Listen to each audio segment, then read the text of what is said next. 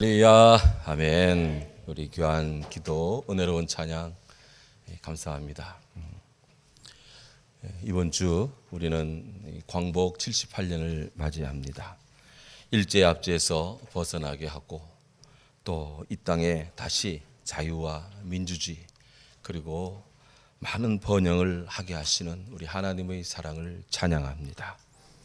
그간 자유와 독립을 위해 헌신하고 또 일하셨던 민족의 지도자들, 특히 우리 기독 신앙인들의 수고에 감사를 드립니다. 이 그분들 중에 유교 성리학자였다가 기독교로 개종한 분들이 참 많았는데요. 그분들 중에 대한민국 초대 이승만 대통령의 정치적 스승이신 월남 이상제 선생님의 아주 귀한 한 일화가 있습니다. 하루는 이상제 선생님께서 종로 바닥에서 우연히 미화라고 하는 일본 형사를 만났습니다.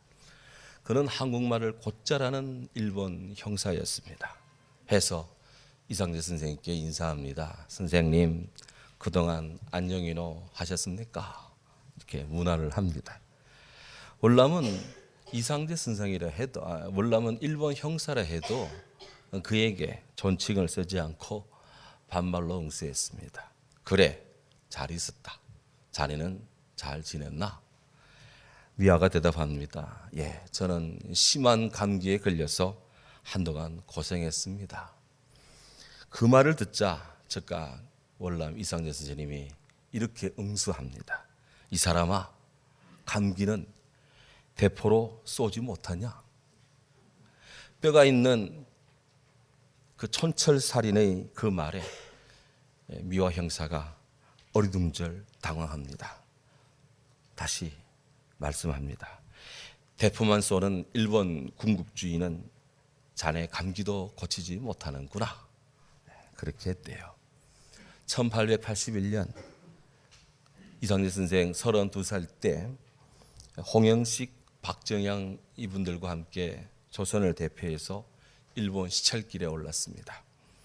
그때 동양에서 제일 크다는 동양 병기창을 방문을 합니다.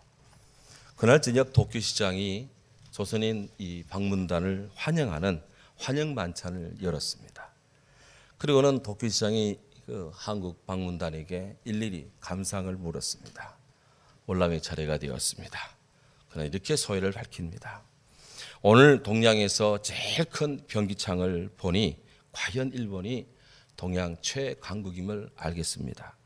그런데 한 가지 걱정은 성경 말씀에 칼을 쓰는 자는 칼로 망한다 했는데 다만 그것이 걱정이 되는 것이요.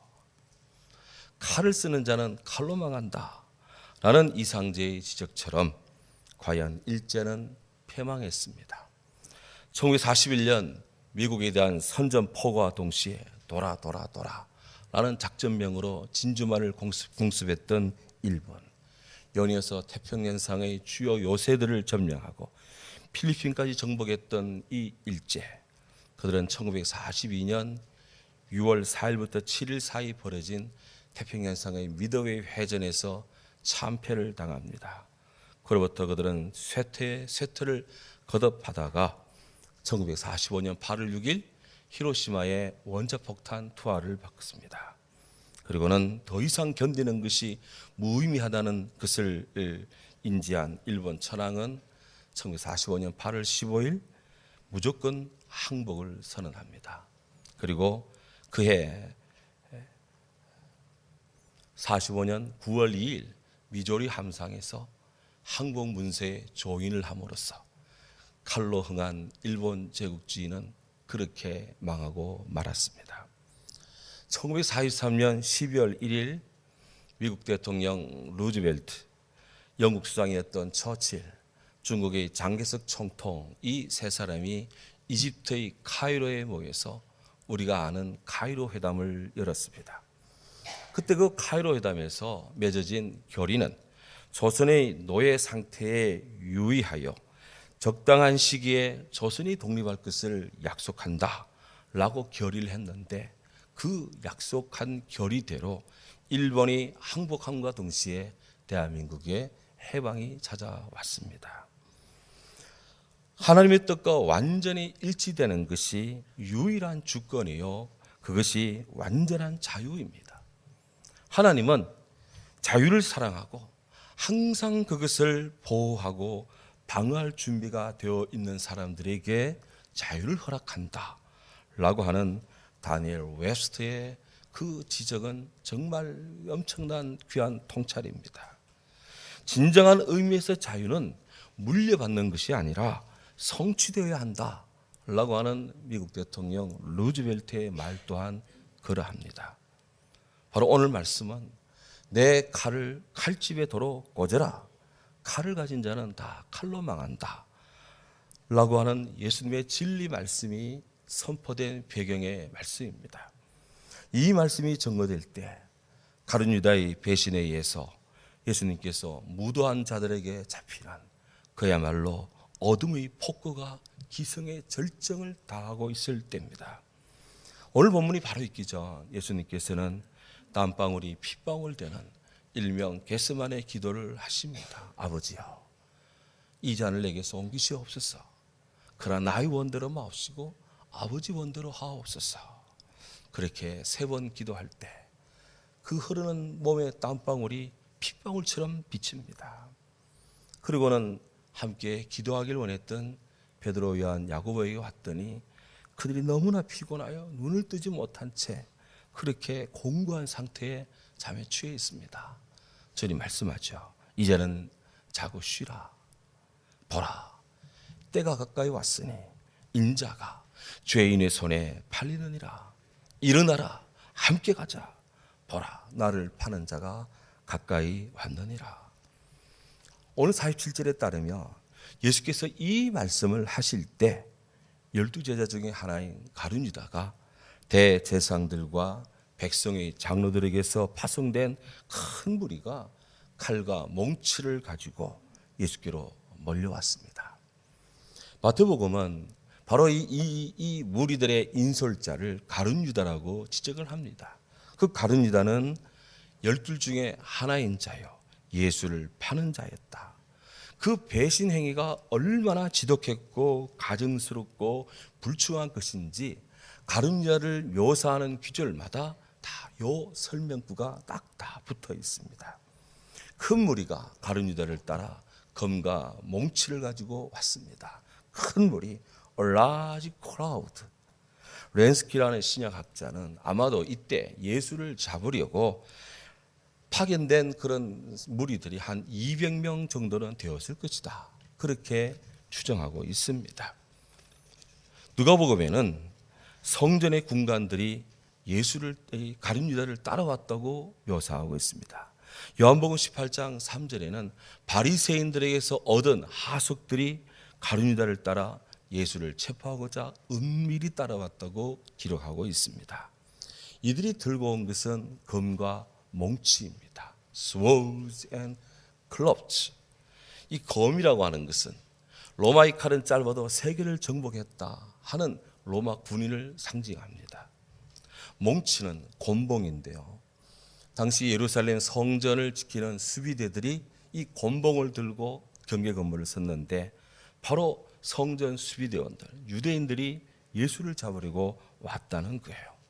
그러니 거기에는 일부 빌라도가 파송한 군인들도 있었고 주로 유대인 성전 수비대 군인들, 이렇게 온 유대인의 지배계층들이 나름 지목해서 파송한 그런 무리들이 예수를 잡으려고 지금 가룟 유다를 따라 기도빈이 아주 은밀하게 지키러 다가왔습니다. 당신을 잡으러 온 사람들을 본 예수님께서는 너희가 강도를 잡는 것 같이 검과 몽치를 가지고 나왔느냐, 그렇게 주님이 말씀합니다.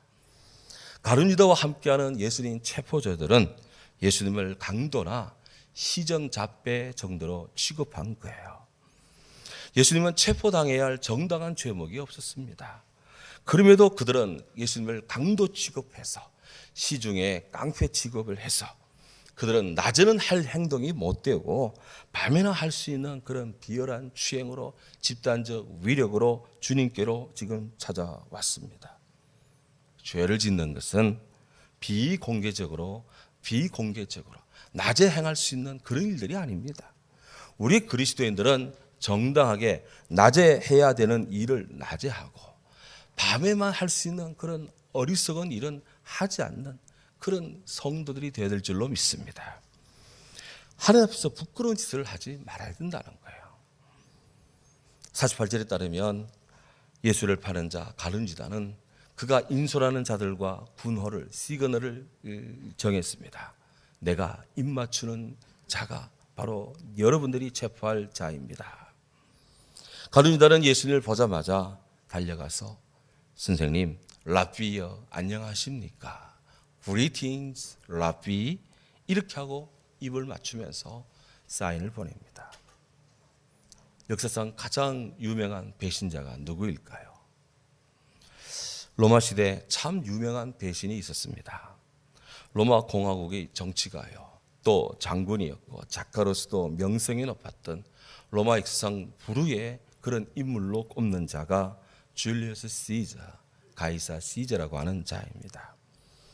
그는 로마가 공화국에서 로마의 황제가 되는 그런 로마의 그런 그 정치 체제를 완전히 이 제정으로 바꿔버린 그런 인물로 유명합니다. 그랬던 천하의 시저가 그가 친자식처럼 돌봐주었던 브루투스라는 자에게 칼을 맞고 암살을 당합니다. 브루투스가 시저를 찌를 때 시저가 했던 유명한 말, 에트투 브루스, 브루투스 너마저도 그렇게 하며 그는 죽음을 맞았습니다. 브루투스는 우리가 카이사르 시저를 미워한 것은 내가 그를 개인적으로 미워했기 때문이 아니라 로마를 더 사랑했기 때문이다. 로마가 독재되는 것을 막기 위해서 그랬다라고 해명을 했습니다. 하지만 후대는 이 브루투스를 희대의 배신자로 평가하기를 주저하지 않습니다. 그런데 여기 시저를 암살한 그 브루투스보다 더 유명한 배신이 있습니다. 예수님의 제자 가룟유다의 배신입니다. 그는 예수님의 제자였지만 예수님을 향하여 한 번도 주님이라고 공개적으로 고백한 적이 없습니다. 성경에서 이 가룟유다가 예수님과 연관된 이야기를 할 때 늘 라비야, 선생님, 늘 이렇게 불렀지 주여라고 한 것이 별로 없습니다. 가룟유다의 배신은 너무나 충격적인 일이었습니다. 예수님에게도 큰 슬픔과 충격, 고통을 주었습니다. 예수님은 가룟유다가 배신할 것을 이미 알고 계셨습니다. 해서 최후의 만찬석상에서 너희 중 하나가 나를 팔 것이다, 그렇게 예고하셨습니다. 가룟유다의 배신은 예수님의 십자가와 맞물려 있기 때문에 더더욱 우리 주님을 고민하고 매우 슬퍼하게 만들었습니다. 예수님은 당신에게로 쫓아와 키스하며 선생님 평안하십니까? 라고 말하는 가룟유다에게 친구여, 네가 무엇을 하려고 왔는지 그대로 행하라. 다른 어떤 안부를 묻지 않고 네가 무슨 일을 행하러 왔는지 얼른 해라. 그렇게 말씀하자 많은 무리들이 예수께로 나가와 그들이 손을 대어서 주님을 체포했습니다. 이때 51절에 보면 예수와 함께 있던 자 중에 하나가 손에 칼을 빼어서 대지상의 종의 귀를 떨어뜨렸다고 오늘 성경은 기록합니다.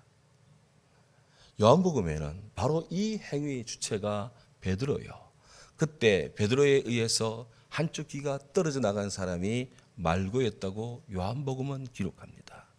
그런데 마태마가 누가복음에는 이 예수님의 제자 중 누가 이 칼을 빼어 말고의 귀를 베었는지 침묵하고 있습니다.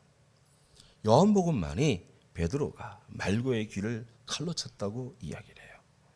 왜 마태마가 누가복음은 말고의 귀를 친 베드로의 이름을 밝히지 않을까?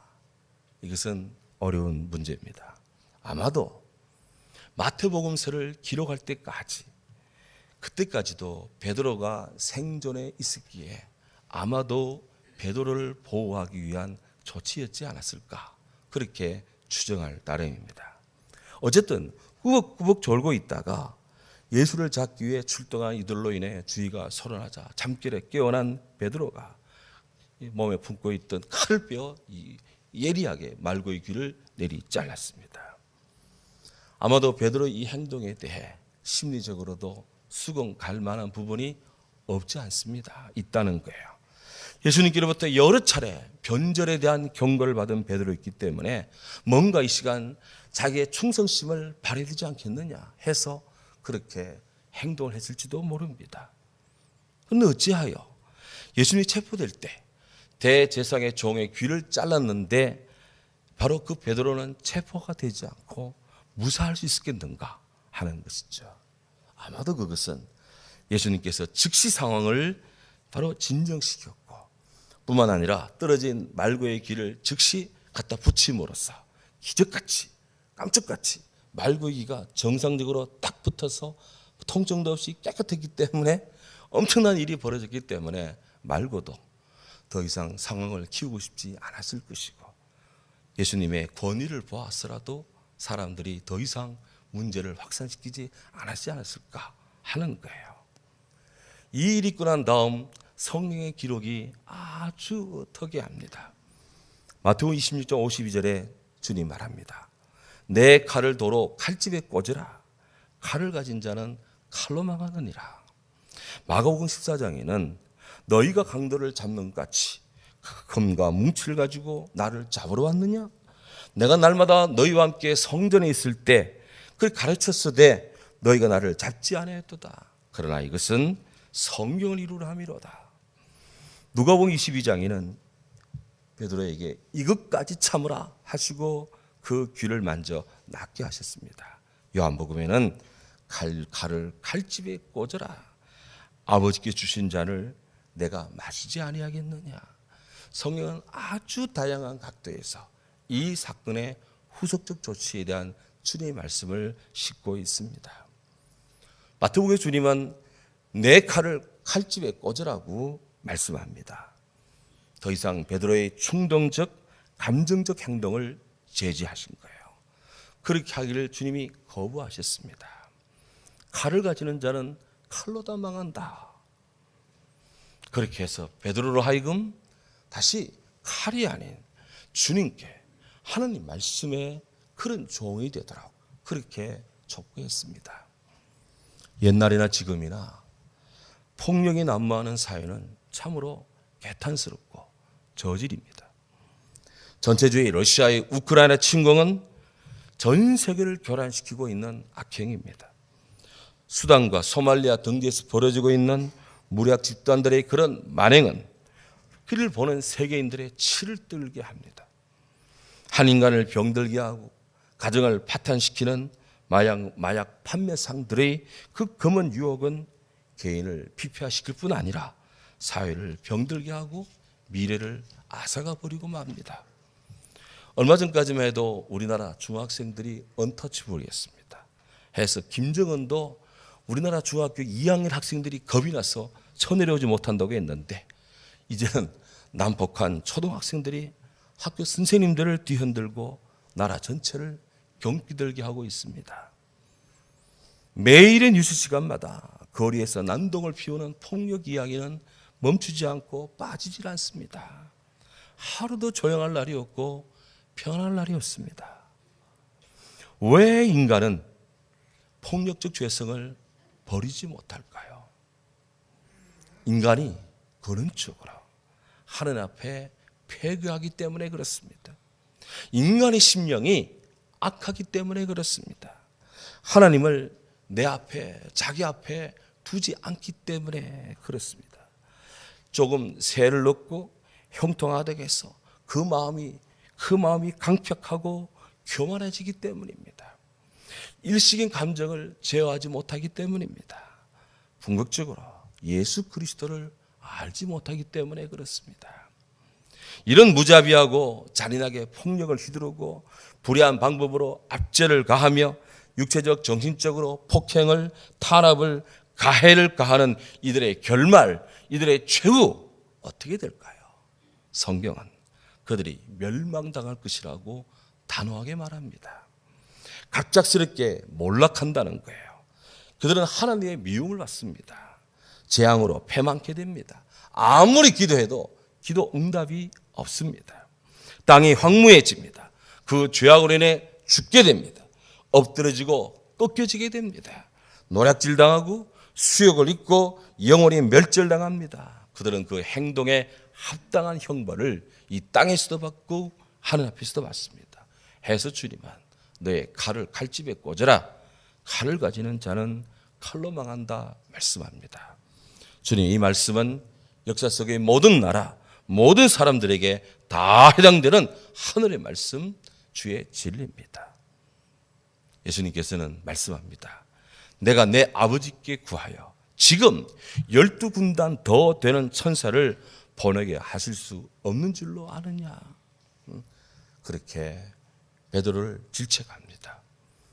여기 12군단이라고 하는 군단이라는 것은 로마 군의 편제 개념입니다. 당시 로마의 정규 군단은 1개 군단이 보병 6,100명, 말 726필 규모, 기병이 726명 정도 되는 그런 부르스로 1개 군단이 구성되어 있습니다. 예수님은 지금 하나님 아버지께 이야기해서 하늘의 천군 천사 12개 군단을 동원할 수 있다고 말합니다. 그러면 주님이 동원할 수 있는 12군단의 그 천사의 한 천사의 힘이 어느 정도 될까요? 열왕기 18장 35절에 보면 히스기야 왕과 이스라엘 백성들을 늘 공갈 협박하던 아시리아 군대가 있었습니다. 이들이 한 천사가 하룻밤에 그들을 쳤는데 18만 5천 명의 아시리아 군이 그날 밤 하룻밤 사이에 송장이 다 되었습니다. 그러니 천사 하나에 18만 5천 명을 감당할 수 있다면 하늘의 12군단 7만 4천 200 천사가 동원된다면 이 땅에 어떤 군대가 천사에 대항할 수 있겠습니까? 우리 하나님께 저항할 수 있겠습니까? 예수님은 그렇게 하늘의 권능으로서 이 무도한 무리들의 폭거를 일거에 제압할 수가 있었습니다. 하지만 예수님은 그렇게 하지 않았습니다. 하나님 아버지의 뜻을 따르기에 죽음으로써 순종합니다. 성령의 영혼을 이루고자 순환의 잔을 그대로 받습니다. 그러고 보면 예수님을 잡으려고 한 자들이 그동안 예수님을 잡지 못한 것은 힘과 능력이 부족해서가 아니었습니다. 기회가 없어서도 아니었습니다. 예수님이 도피를 잘해서도 아니었습니다. 그동안 예수님이 성전을 활보하며 많은 이들에게 복음을 가르치고 하나님 나라 천국 복음을 전했음에도 불구하고 그들이 예수님께 손을 대지 못한 것은 아직 하나님 때가 이루어지지 않았기 때문입니다. 지금 예수께서 이렇게 무도한 폭거들에 의해서 주님이 체포당하는 것은 하나님 때가 되었기 때문에 그런 것입니다. 예수님은 당신에게 일어나는 일련의 모든 일들이 사회, 정치, 어떤 군사, 경제 관점에서 군사적인 힘의 대치 대결 상태에서 그런 관점에서 보지를 않았습니다. 하나님의 섭리의 비전으로 주님은 당신의 일을 보았습니다. 지금 그래서 하나님의 뜻이 이루어졌기 때문에 때가 되었기 때문에 당신이 이제 세상의 권력에게 잡힌다는 거예요. 제자들은 이때 다 도망갔습니다. 그토록 다른 사람들은 주를 버려도 저는 아닙니다 라고 했던 베드로부터 모든 제자들이 다 도망을 갔다.